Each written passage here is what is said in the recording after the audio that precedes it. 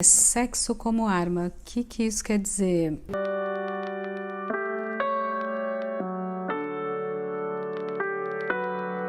O que a gente observa, sobretudo atualmente e no Brasil, né, parece ser uma especificidade de uma certa linguagem aqui por parte dos representantes do povo, né?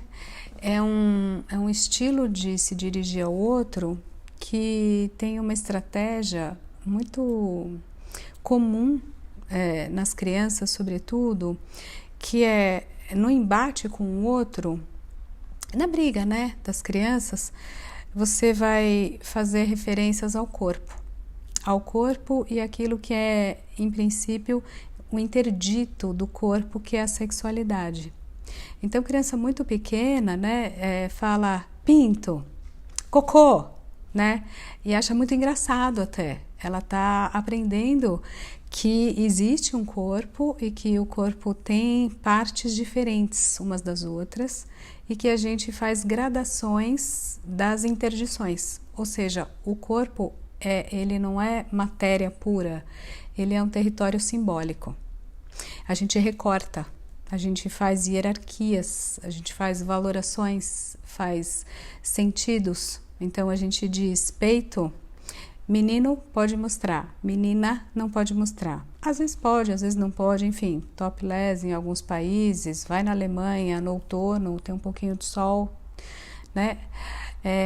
O interdito do corpo, essa marcação, essa territorialização do corpo, ela ajuda a gente a entender como é que a gente é e como é que a gente vai se relacionar com o outro, sobretudo o outro sexo. Uma das formas importantes da alteridade é o outro ter um certo lugar de enigma para a gente que tem alguma conexão com desejo, inclusive. Então, o que é pinto? O que é cocô? O que é bumbum? Né? Crianças de 2, 3 anos, elas riem com isso e tem toda a fantasia.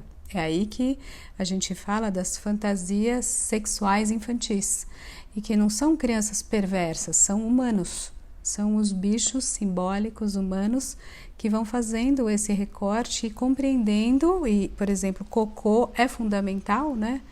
É dos primeiros grandes objetos, né? Claro, o seio, a gente sabe já essas histórias, não quero retomar aqui toda uma lógica de constituição subjetiva, mas assim, é muito importante você saber que o cocô, ele tem a ver com você incorporou algo e você vai se liberar disso, tanto que você diz tchau cocô, tem livrinhos, hoje está na livraria, há 100 anos era mais tabu.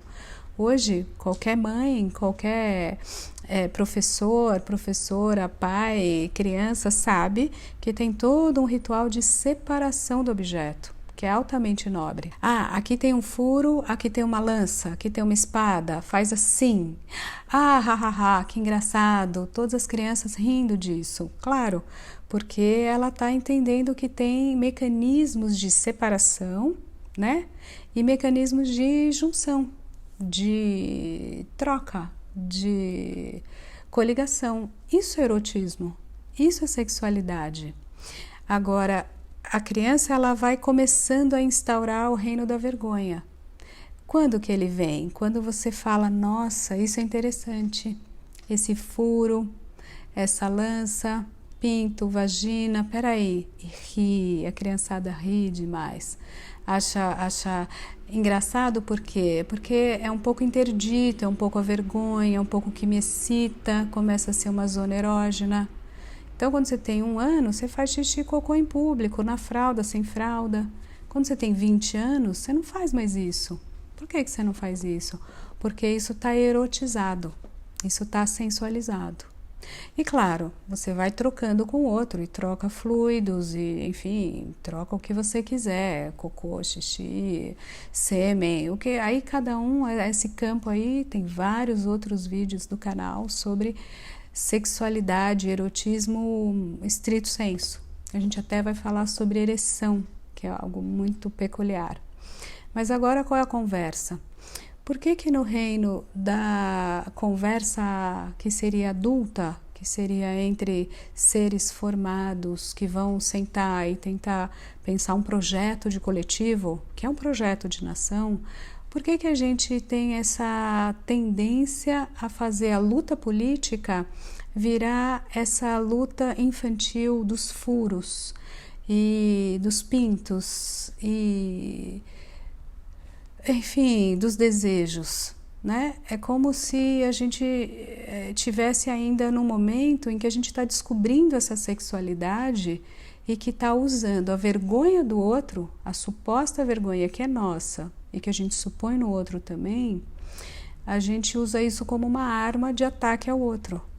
Então, a gente não está nem fazendo política propriamente adulta e nem fazendo descoberta infantil do erotismo e de testar os limites do interdito, do não interdito, do que seria para ser oculto. A gente não está nem conversando sobre esse debate. A gente está naquele momento em que a criança ela está tentando aprender o que vai atingir o outro. Ela está fazendo alusões a essa sexualidade o tempo todo. E como se fosse uma possibilidade de você dizer: você tem pinto, você tem vagina, você tem furo, ou você tem furo, não deveria ter, porque em vez de um vaso que tem uma abertura e uma borda e um contorno, você deveria ter pinto. Tá te faltando alguma coisa? Você é mulher, o que você quer é o meu pau, você se insinuou para mim sexualmente, você quereria, você é incompleta, você é castrada, tudo que você quer é um pau para você, tá te faltando. Eu nem vou te dar porque você é feia. Você nem mereceria que eu desejasse te estuprar, porque você não está à altura desse objeto.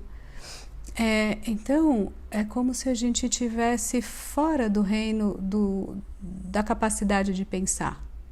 A gente abriu mão da capacidade de pensar e de debater. O que a gente acha que tem que fazer com o dinheiro? Como arrecadar o dinheiro? Quantos % daqui vai para lá, vai para cá? Como é que a gente vai fazer milhões de pessoas de várias idades, sobretudo as crianças, justamente poderem aprender algum conteúdo? O que é o prazer do conhecimento? O que é o grande desejo de aprender? Como é que a gente sabota o desejo de aprender? Porque assim, tem uma esperança nessa lógica toda de só usar o corpo e a sexualidade como uma arma política. É a seguinte: se você só pensa naquilo, é que você tem um profundo desejo de saber. A base do desejo de ler livro inclusive com muitas letras e com imagens e com o que for que tenha nos livros.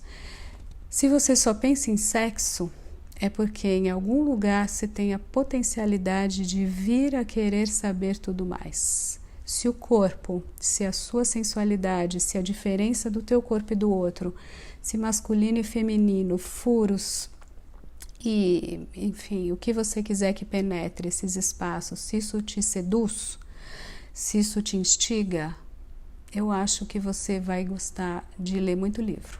Eu acho que você vai poder descobrir em você mesmo uma vontade de querer entender como as coisas funcionam, como são os planetas, como são os sistemas que giram em torno de algumas estrelas, como é infinito do universo. Quem sabe a gente vai, a partir daí dessa curiosidade infantil sexual tão viva, chegar no grande desejo de saber, conhecer e fazer ciência.